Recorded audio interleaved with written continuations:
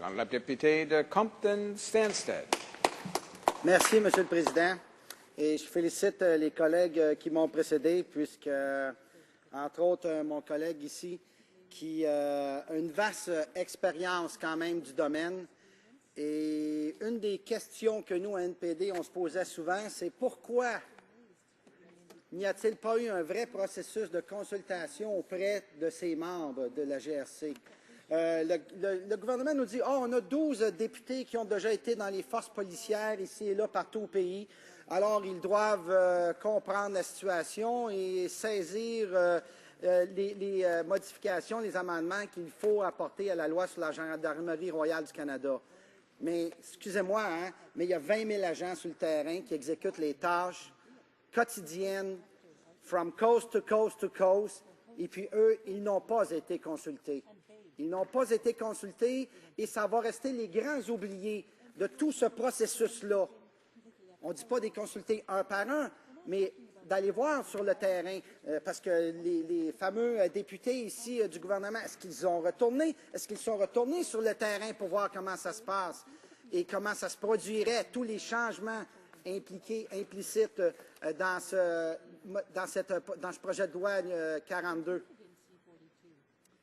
Mais tout d'abord, Monsieur le Président, j'aimerais tout de même vous remercier pour cette excellente opportunité de parler sur le projet de loi C-42. La loi visant à accroître la responsabilité de la Gendarmerie royale du Canada, plus communément appelée entre nous, la loi modernisant les services de la Gendarmerie royale du Canada. Si on veut moderniser un service aussi crucial pour la sécurité publique et nationale comme la Gendarmerie royale du Canada, il faut quand même avoir un certain processus de consultation auprès de ses membres. J'ai été gestionnaire en ressources humaines. Quand on veut entreprendre des changements auprès de notre organisation et auprès de nos membres, qu'ils soient syndiqués ou non, là, ça, c'est pas important, ça, dans ce processus-là. On doit les consulter, les écouter, ouvrir la porte à leurs commentaires et surtout à leurs blessures. Il y en a qui traînent les blessures morales, non seulement physiques, mais morales et psychologiques depuis trop longtemps au sein de la Gendarmerie royale du Canada. Ils ne sont pas consultés. Ils ne sont pas écoutés. Crime, ces gens-là sont armés. Il me semble que le gouvernement devrait avoir une responsabilité envers eux, de les écouter et être attentifs. Surtout ceux qui sont en détresse. On parle de sécurité nationale. Quelquefois, c'est la première force de défense. Et on ne les écoute pas. On semble les oublier d'un processus qui vise à accroître leur rendement, les rendre plus efficaces et continuer à nous protéger fidèlement. Fidèlement, parce que j'en connais quelques-uns personnellement. J'ai appris à en connaître depuis que je suis élu. Et puis, ils sont tellement fiers de leur travail, ils sont tellement fiers de leur corps policier, de l'histoire, de toute l'histoire et de la culture. Peut-être qu'il y a une mauvaise culture qui s'est répandue au cours des dernières années, parfait. Mais on doit faire des constats, analyser froidement la situation et ensuite procéder à des modifications et les appliquer sur le terrain. Parce que vous savez, Monsieur le Président, combien il est important de non seulement avoir une force policière efficace, mais aussi un effectif d'agents de la paix qui œuvrent dans des conditions de travail des plus optimales. Surtout lorsqu'on parle de sécurité publique, comme je vous ai justement discuté, il s'est reconnu par tous que la population canadienne devrait pouvoir faire confiance à sa force de police nationale. C'est indiscutable, ça. Dans ce projet de loi, on souligne que l'examen civil est indispensable chez la GRC afin de promouvoir l'obligation de rendre compte au public et d'ainsi permettre la transparence des forces de l'ordre. Il faut aussi une transparence dans le processus d'étude quand on reformule une loi aussi importante que celle de la Gendarmerie royale du Canada. De même, on dit que l'examen civil devrait accroître la responsabilité de la GRC envers les gouvernements des provinces avec lesquels des arrangements sont conclus pour l'utilisation de ces forces. On oublie trop souvent que partout au Canada, c'est vraiment le service, le premier service de police, c'est la Gendarmerie royale du Canada. Le projet de loi veut aussi fournir au gouvernement canadien un cadre qui servira justement à entreprendre un processus de modernisation continue. Mais comme je l'ai dit, sans consultation, sans aller voir sur le terrain comment ça se passe, c'est impossible de faire quelque chose que nous, on va accepter et que les Canadiens vont accepter aussi. Et que les travailleurs et les travailleuses du corps policier de la Gendarmerie royale du Canada vont accepter. Quand on entreprend des changements aussi importants, il faut qu'ils soient acceptables par le milieu.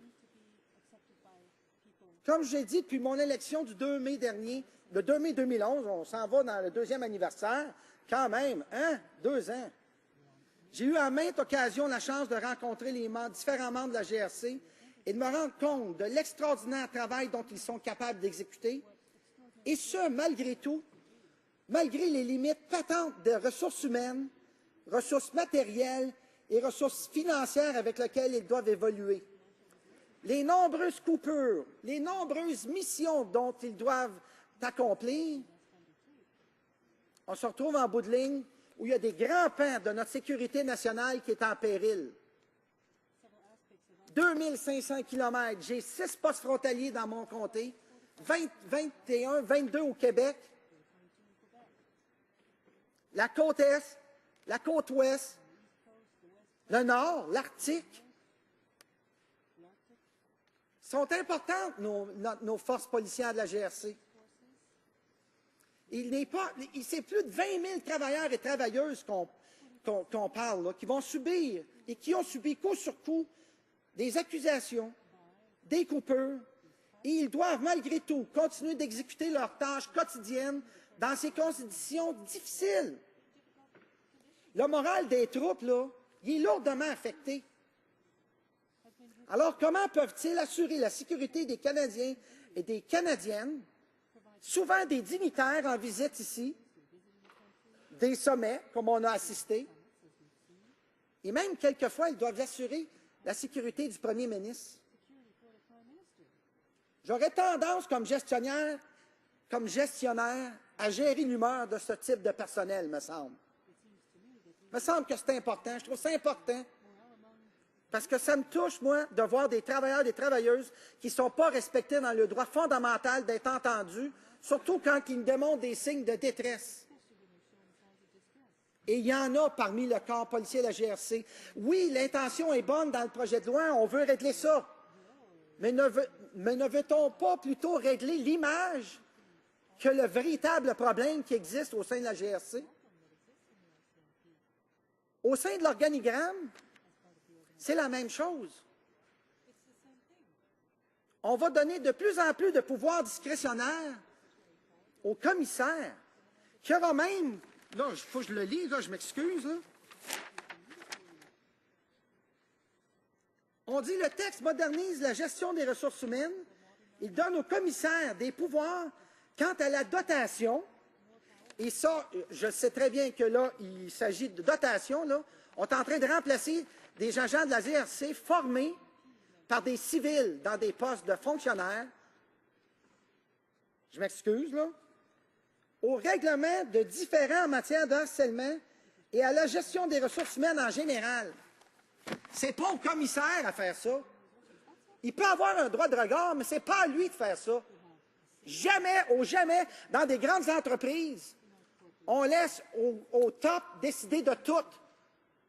Pas dans ces conditions-là. C'est inacceptable. Inacceptable. On doit les écouter, les consulter. La gestion des ressources humaines, ça se fait par des professionnels. Et quand on nommera un professionnel des gestions des ressources humaines comme commissaire, j'ai bien hâte d'entendre ce qu'on va dire sur le plancher. Il ne connaît rien, lui, à sa job. Il n'a jamais été sur le plancher. C'est ça qu'on est en train de faire. On est en train de laisser la gestion de des choses aussi importantes que les promotions, que les plaintes. Parce qu'il ne sera même pas redevable au comité d'examen civil. Il n'en sera même pas redevable. des remarques par le comité d'examen civil. Écoutez, c'est inacceptable dans ces conditions de voir une force policière aussi importante que la Gendarmerie royale du Canada, en plus qui, dans bien des provinces, doivent collaborer et partager des responsabilités avec le corps provincial, le corps municipal et les forces et aussi les policiers des Premières Nations. On ne les a même pas entendus dans ce procédé-là et ils sont importants dans l'équation. Je vois que mon temps est terminé. Merci, M. le Président. Je pourrais en discuter encore longuement. Merci beaucoup. Questions and comments. La députée de Drummond. Merci, M. le Président. Je voudrais remercier, féliciter mon honorable collègue de Campton-Stanstead pour son travail dans le comité qu'il a fait par rapport à ce dossier. Et il a bel et bien démontré dans son discours, justement, toutes les facettes et toute l'importance de l'amélioration qui aurait dû être faite à cette loi-là et qui, malheureusement, tous les amendements, tous les bons amendements que les experts qui sont venus témoigner ont proposés n'ont pas été acceptés par les conservateurs. C'est vraiment désolant.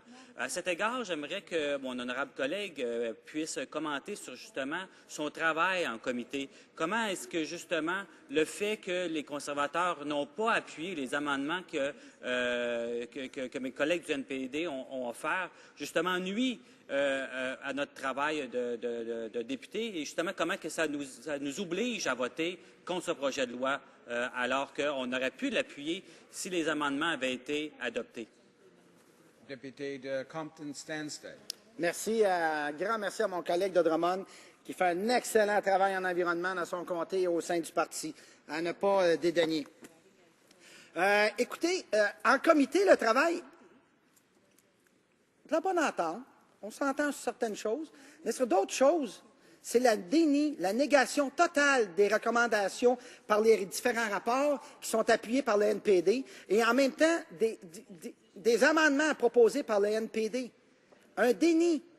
Et des fois, on a affaire à des attaques personnelles, même par le ministre de la Sécurité publique, qui, au lieu de répondre aux questions en comité, s'en prend à des membres du NPD qui sont dans le comité. C'est inacceptable, cette attitude-là, en disant, ben nous, on a des gens qui étaient dans des forces policières, on sait comment reformer une loi de ce genre. C'est inacceptable, cette attitude-là, parce qu'encore une fois, ils ne veulent pas collaborer avec personne et bâcler des projets de loi en vitesse, et puis on se débarrasse de ça, puis on verra les conséquences et on subira les conséquences comme citoyens et citoyennes canadiens.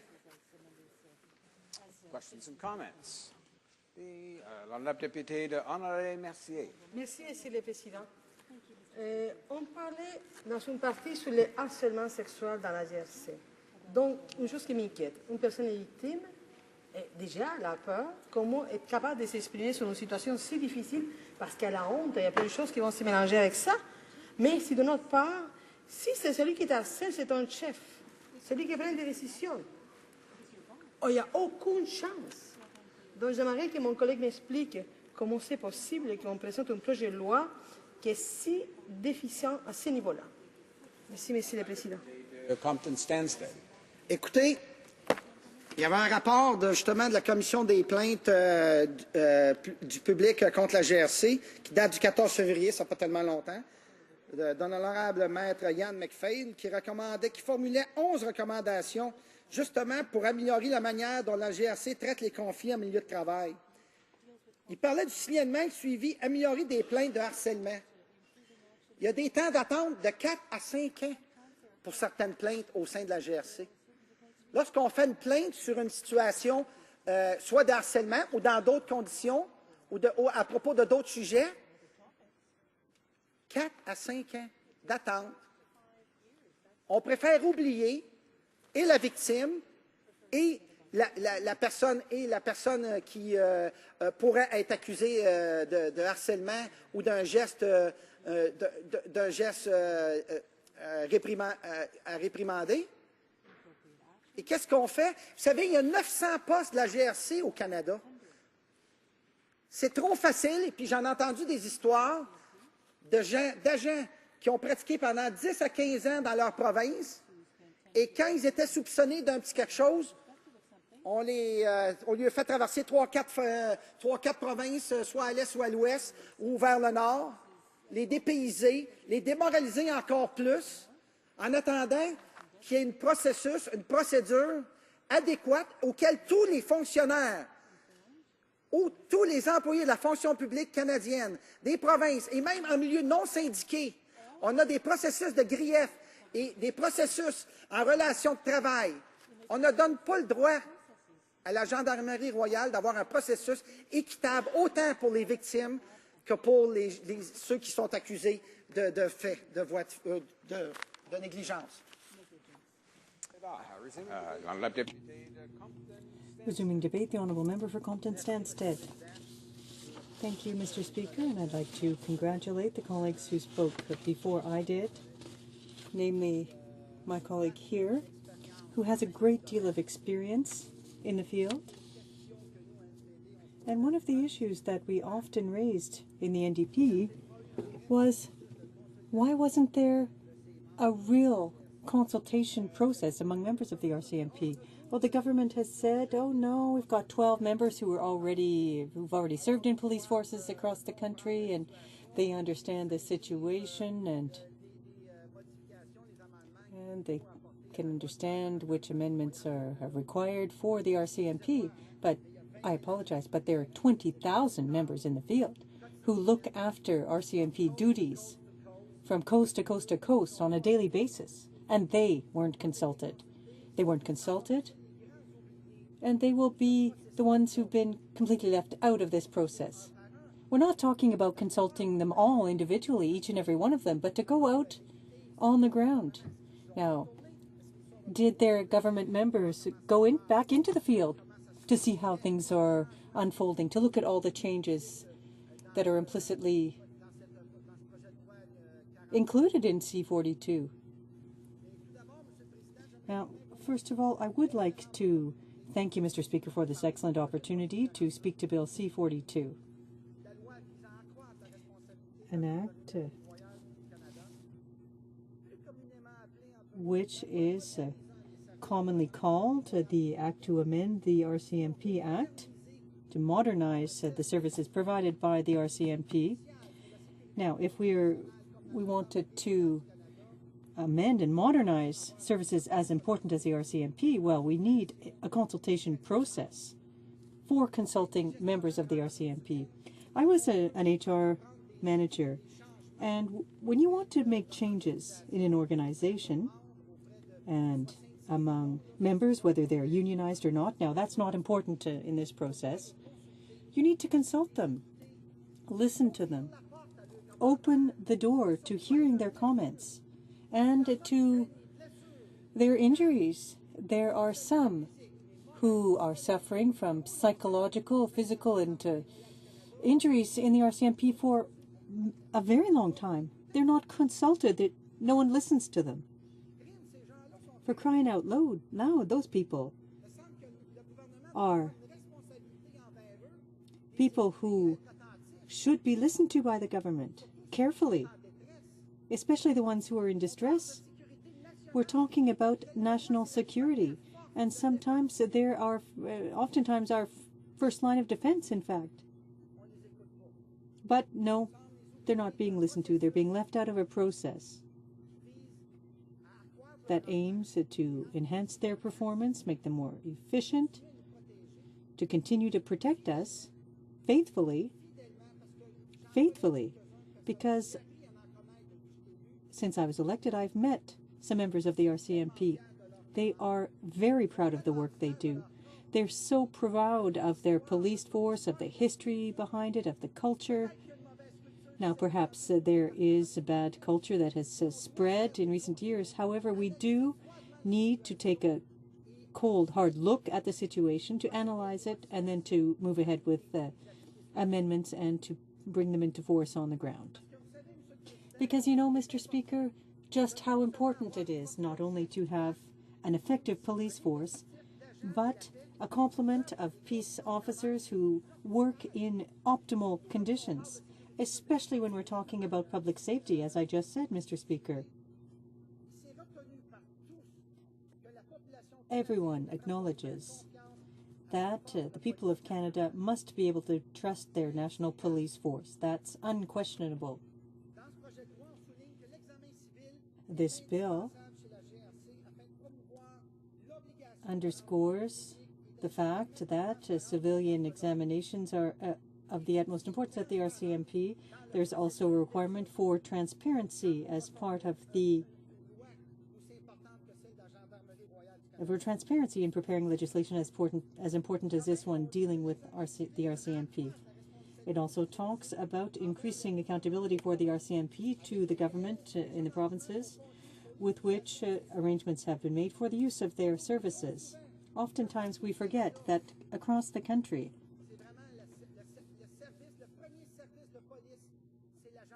the first police force is the RCMP. The bill is also designed to provide the Canadian government with a framework that will be used to undertake a process for ongoing modernization.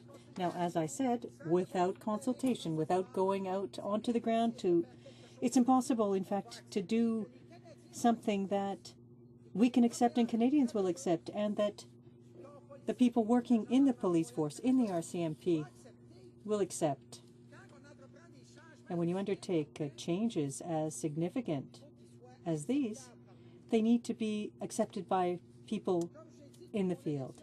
Now, as I said, since I was elected on May 2nd, 2011, we're nearing our second anniversary, I've had several opportunities to meet with various members of the RCMP and to realize what extraordinary work they are able to do despite the clear limits in terms of human resources, material resources, and financial resources that they have to cope with. The many cuts and missions that they must undertake are such that several aspects of our national security are jeopardized. I've got 6 border crossings in my riding. There are 22 in Quebec. On the East Coast, the West Coast, in the North, the Arctic. Our police forces, namely the RCMP, are important. There are more than 20,000 people who will be affected by these cuts, accusations, and despite all of that, they need to continue to carry out their duties on a daily basis in difficult conditions. Morale among the troops has been hit hard. So how can they provide security for Canadians, dignitaries who are visiting the country, for summits, as we've seen, and even security for the Prime Minister? As a manager, it seems to me that we would have to manage morale among these people.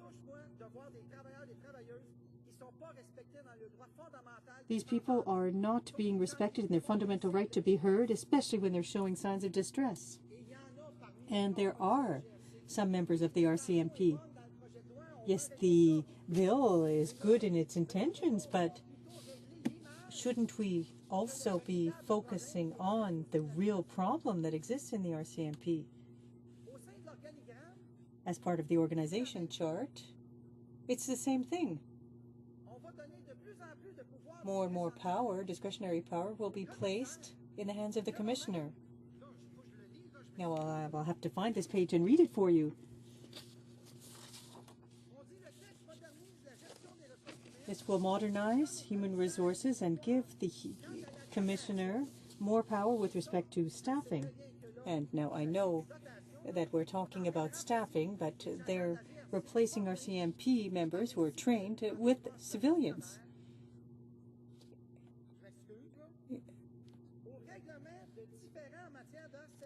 With respect to the resolution of complaints for harassment and human resources, that's not the commissioner's job.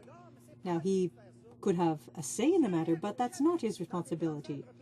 In large corporations, you never place all of the decision-making powers in the hands of the person at the top. That's unacceptable. Unacceptable. We need to listen to people and consult them. Human resources people are professionals. And when a human resources professional is appointed commissioner, well, I'd like to hear what people would say. Oh, he doesn't know anything. He doesn't understand anything. He's never been on the floor or in the field. But this is what we're doing. We're placing management over such important issues like promotions, complaints. He won't even be accountable to the civilian committee. He won't even be accountable.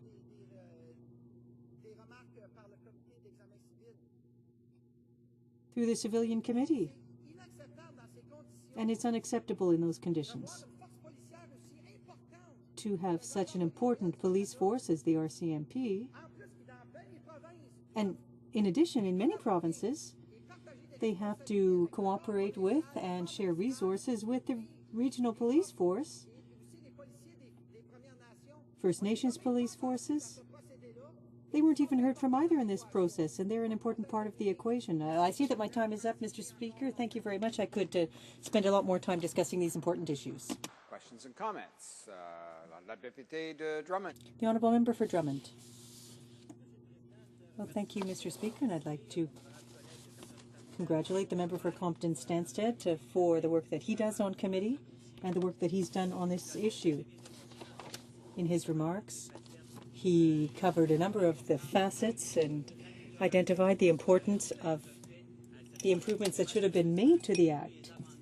Unfortunately, all of the good amendments put forth by or recommended by experts who appeared before the committee were not accepted by the Conservatives, and that's very disappointing. I'd like my colleague to comment, in fact, on the work that was done at committee, on how the fact that the Conservatives didn't support the amendments that my NDP colleagues proposed is hindering us in our work as members of Parliament, and why it's forcing us to vote against the bill when in fact we could have supported it if some of the amendments had been adopted. The Honourable Member for Compton-Stanstead. Well, thank you very much to my colleague for Drummond, who does an excellent job on the environment in his riding and on the committee. Look, at committee, well, we agree on certain aspects. On other issues, it's a complete denial and rejection of comments and positions that are supported by the NDP. And for the amendments being put forth by the NDP, they're completely denying them. We face personal attacks, even by the Minister of Public Safety, who, instead of answering questions at committee, attacks members of the NDP who are sitting on the committee, and that is completely unacceptable, that attitude. Well, they say, well, we have people who served in the police forces. We know how to reform this kind of legislation. That is an unacceptable attitude because, once again, they don't want to collaborate with anyone. They want to hastily put forth botched legislation and just deal with the consequences, and will be subjected to the consequences as members of, as citizens of this country. The Honourable Member for Honoré-Mercier. Thank you, Mr. Speaker. Now, there was talk about harassment in the RCMP.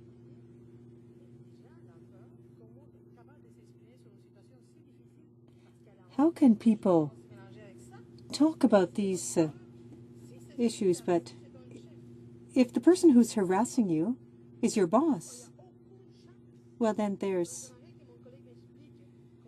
are problems relating to that. So I'd like my colleague to explain to me how they could put forth, the government could forth legislation that is so lacking in that area. The Honourable Member for Compton-Stanstead. Well, the Complaints Commission prepared a report last February. Jan McPhail recommended put forth 11 recommendations in order to improve the way that the RCMP deals with conflict in the workplace. And he talked about improving action taken on harassment complaints. Sometimes there are 4- and 5-year wait periods for certain complaints to be dealt with in the RCMP. When a complaint is lodged on a situation, on harassment or on other issues, or on other topics, it takes 4 to 5 years. That's the waiting period. They simply prefer to forget about the victim